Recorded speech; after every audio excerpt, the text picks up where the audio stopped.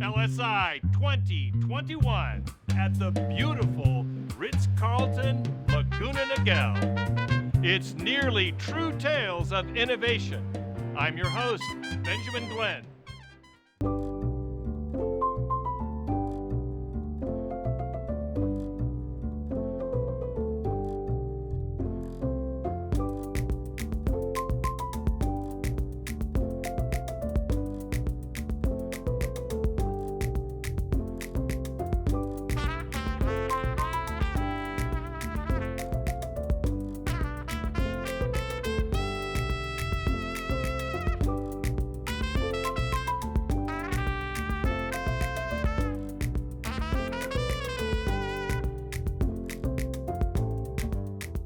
Say hello to my guest, Terri Burke, LSI 2021. Terri, thanks for coming by to visit with me. Thanks for having me. So tell me, we're one day into the conference. How was yesterday for you? It's really nice to be back. Feels a little strange, but it's like taking the training wheels off and getting used to seeing people face to face and interacting. And I did miss it. And I think being here and having the LSI Summit with so many great people together is just fantastic. It's such a nice way to say we're back, we're an industry that's resilient, and we want to be together as a group and learn from each other. What's been going on? I think you looked at some of the stats for investment. Some people did okay during the pandemic, but what were the trends that you were seeing? Yeah, so I looked back at the Silicon Valley Bank data for 2020, and what struck me is we're in about a 2-year decline in device investing, particularly in the A round. So I think last year we saw only about 48 A round investments in medical devices, and I think that trend will probably continue this year.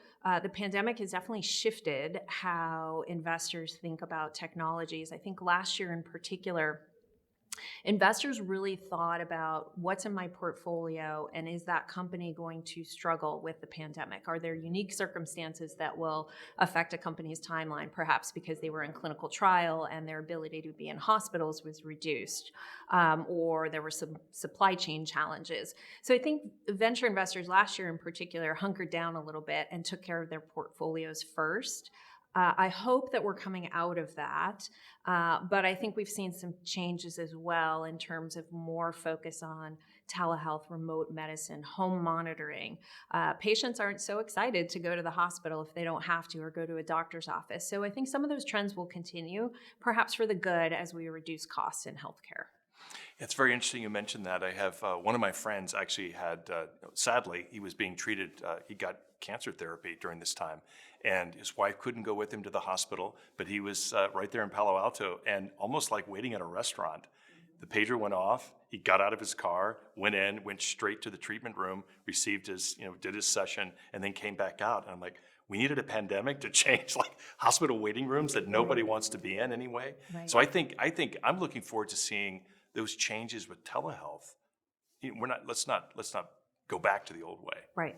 I think we can be more efficient in how we deliver care and at the same time elevate the care that we provide to patients, because it can be lonely when you're getting a therapy like for cancer, or you have to go to the hospital and you don't have a loved one with you to support you. So the more efficient we can make it, the easier it is for patients. And frankly, we're all busy and it's hard to have to wait. So I do think there's some positive benefits.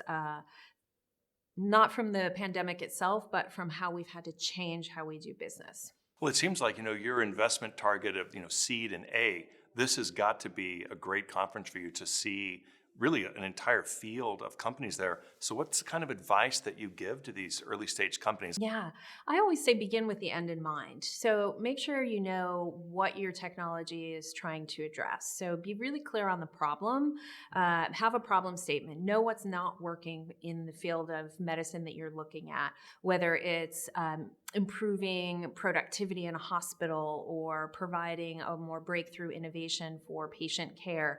Understand what is wrong, what isn't working today, and then how your technology will fit that and how it will fit in, what the value proposition of the technology is. Does it fit into clinical practice? Is it changing the paradigm? Is there reimbursement for it?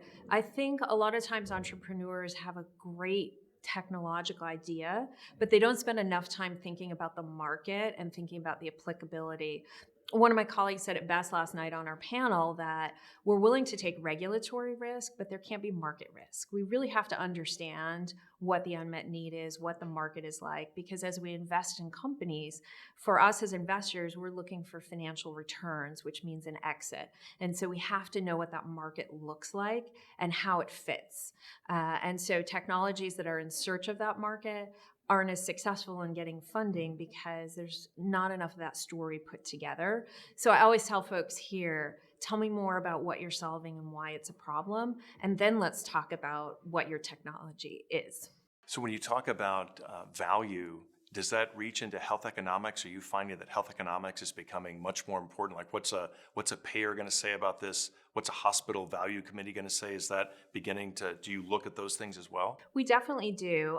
Oftentimes as an early stage investor, it's premature to have all those answers, but what we like is for a company to understand how they might fit into the paradigm of health economics and reimbursement, or have a sense for what level of evidence they might need to be sophisticated enough to understand how they get into a hospital, how they go before that value committee in the hospital, if it is that, if it's a product that's high priced, or if it's a product that maybe fits in and flies under the radar screen. So I think for companies that are starting out, it's important to know you don't have to have all the answers, but you should be thinking broadly about these categories. Now, as you move farther down the line with for example, a medical device, and you're starting to think about first in human or perhaps a pivotal trial, it is really important to have your health economics and reimbursement known.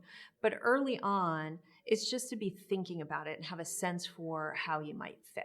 Because also companies that are really early, they don't have all the money in the world to spend on these types of assessments. But talking to physicians often can lead a company down a path to understand it a little bit better.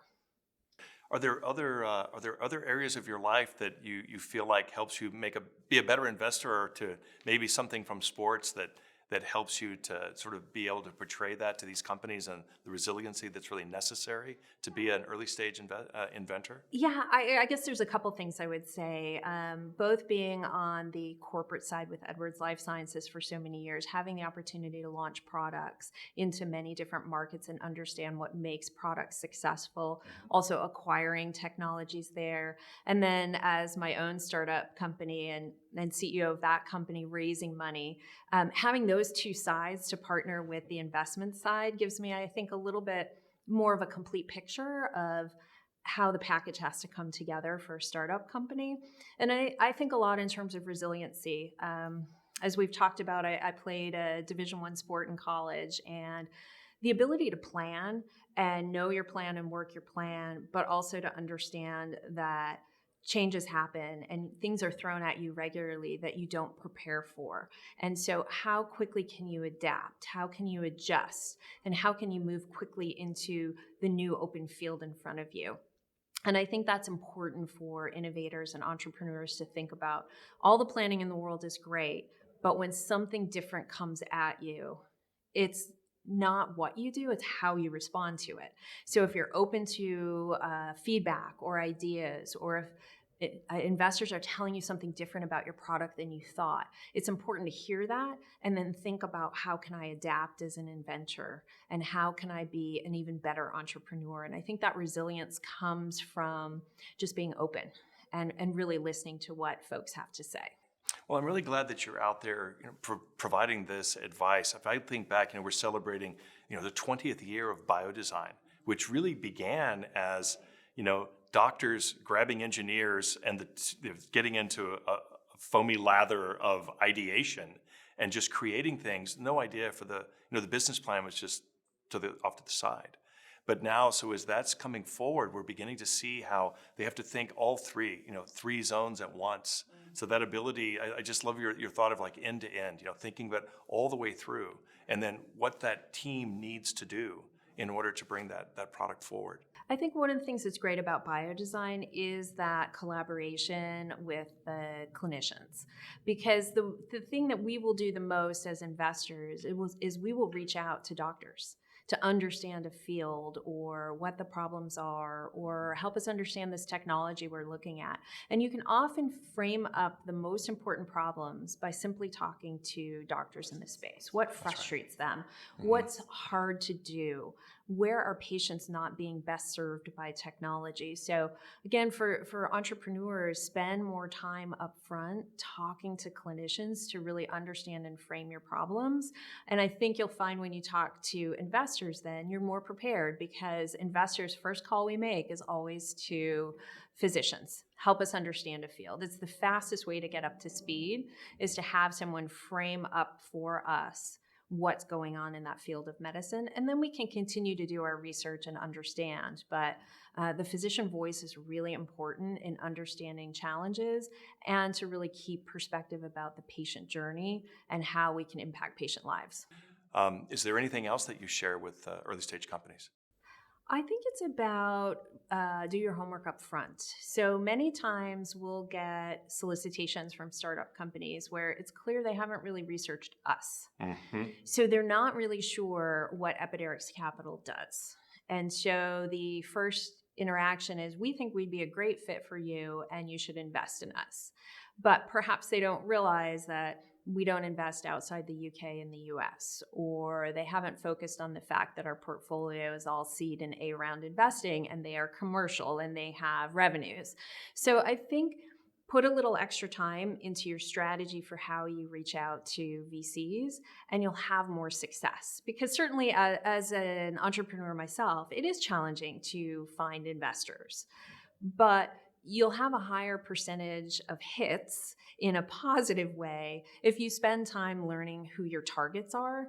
And I think sometimes the idea of just reaching out to everyone can feel a little demoralizing when they all say no.